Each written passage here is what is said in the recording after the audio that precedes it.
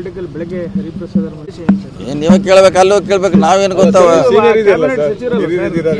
CM Hariprasad ಒಳಗಡೆ ಬಾಗಲ ಹಾಕೊಂಡು ತಿಂಡಿ ತಿಂತ ಮಾತಾಡ್ರಿ. ಇನ್ನು ನಾವು ಶಿವಲಿಂಗೌಡ್ರು ಹೇಳಿದ್ರೆ ನಾವೇನು ಹೇಳೋರು ಇಲ್ಲಿ ಎಲ್ಲ ವಿಷಯ ಗೊತ್ತಾಗ್ತೀವಿ. ಅಲ್ಲೇ ಕಿವಿ ಹಚ್ಚಿ ಕೇಳೋದಿದೆ ನಾವು ಏನು ಮಾತಾಡಿದ್ರಂತ. ನೀವು ಸಿದ್ದರಾಮಯ್ಯ ಅವ್ರು ಕೇಳ್ಬೇಕು, ಏನೇನು ಮಾತಾಡಿದ್ರೆ ಏನೇನು ತಿಂಡಿ ತಿಂದ್ರೆ ಅಂದ್ರೆ ಅವ್ರು ಏನಾರು ಹೇಳ್ಬೋದು. ಮತ್ತು ಶಿವಲಿಂಗೌಡ್ರು ಕೇಳ್ರೆ ಅರಸಿಕೆರ ಕೂತ ಅವ್ರ ಪಾಪ ಏನು ಹೇಳ್ಬೇಕು. ಅದೇ ಅಲ್ಲೆಲ್ಲ ಅವ್ರ ಪರಿಸ್ಥಿತಿ ಒಂದೇ, ನನ್ನ ಪರಿಸ್ಥಿತಿ ಒಂದೇ. ಎಲ್ಲ ಏನಾಯ್ತು ಒಳಗಡೆ ಏನು ಮಾತಾಡೋದು ನಮಗೇನು ಗೊತ್ತಾಗೋದು,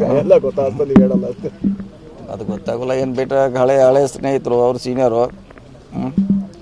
ಒಂದೊಂದು ಸಾರಿ ಹೇಳ್ತಾರಲ್ಲ ಪದೇ ರಾಜಕೀಯಲ್ಲಿ ಯಾರು ವೈರಿಗಳಲ್ಲ, ಹೆಂಗ್ರೆ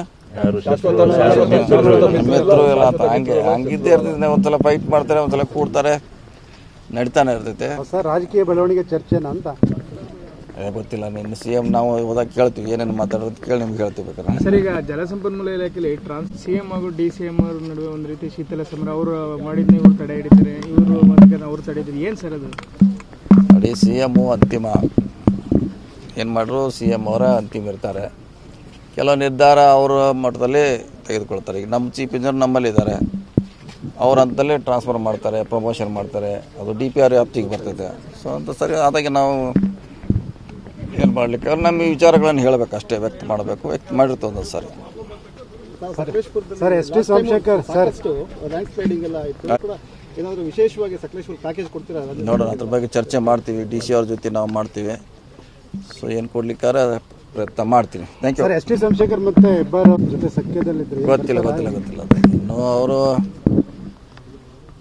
ಮೊನ್ನೆ ಪಕ್ಷದಿಂದ ಅವ್ರನ್ನ ಉಚ್ಚಾಟನೆ ಮಾಡಿದ್ದಾರೆ. ಇನ್ನೂ ಸಹ ಪಕ್ಷದ ಮಟ್ಟದಲ್ಲಿ ತೀರ್ಮಾನ ಆಗಬೇಕು, ಅದನ್ನ ಅವ್ರು ನಮ್ಮ ಪಕ್ಷಕ್ಕೆ ಬರ್ತಾರಾ ಇಲ್ಲ ಅಂತ. ಉಪಮುಖ್ಯಮಂತ್ರಿಗಳು ಅಭಯ ಕೊಟ್ಟಿರಲ್ಲ ಸರ್, ನಾವಿದ್ದೀರಿ ಇಲ್ಲ ಹೇಳಿದ್ದಾರೆ, ಆದರೂ ಅಂತಿಮವಾಗಿ ತೀರ್ಮಾನ ತಗೋಬೇಕಾಯ್ತು. ಕಾದು ನೋಡೋಣ. ಇಲ್ಲ ಹೇಳ್ತಾರೆ, ಪೊಲೀಸರು ಮಾಡೇ ಅದು ಮಂಗಳೂರಿನಲ್ಲಿ ಸಮಸ್ಯೆ ಇದೆ ಜಿಲ್ಲೆ ಮೊದಲಿಂದ, ಇವತ್ತಿನ ಹೊಸದಲ್ಲ. ಪೊಲೀಸರು ತಮ್ಮ ಪ್ರಯತ್ನ ಮಾಡ್ತಾರೆ. ಸರಿ, ಅವ್ರ ಕೈ ಮೀರಿ ಕೂಡ ಹೋಗಿರ್ತೈತೆ. ಸೊ ಕಾನೂನು ಕ್ರಮ ಕೈಗೊಳ್ತಾರೆ.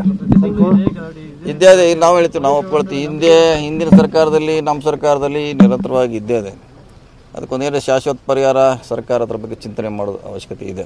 ಸರಿ, ಕಮಲ್ ಹಾಸನ್ ಹೇಳಿಕೆ ವಿಚಾರದಲ್ಲಿ ಸಿನಿಮಾಗಳನ್ನ ಕರ್ನಾಟಕದಲ್ಲಿ ನಿರ್ಬಂಧ ಮಾಡಬೇಕಂತ ಶಿವರಾಜ್ ತಂಗಡಿ ಅವರಿಗೆ ಹೇಳಿದರು. ನೋಡೋಣ, ಅದ್ರ ಬಗ್ಗೆ ಏನು ಭಾಳ ಮಹತ್ವ ಕೊಡೋದು ಅವಶ್ಯಕತೆ ಇಲ್ಲ. ಈಗ ಅವರು ಏನೋ ಹೇಳಿದ ಅನ್ಬೇಕು, ನಮ್ಮ ಕನ್ನಡಕ್ಕೆ ಏನು ಅಂತ ಕೆಳಗೆ ಹೋಗೋದಿಲ್ಲ. ಅದು ಅದರ ಸ್ಥಾನಮಾನ ಮೇಲ್ಮಟ್ಟದಲ್ಲಿದೆ ಕನ್ನಡಕ್ಕೆ.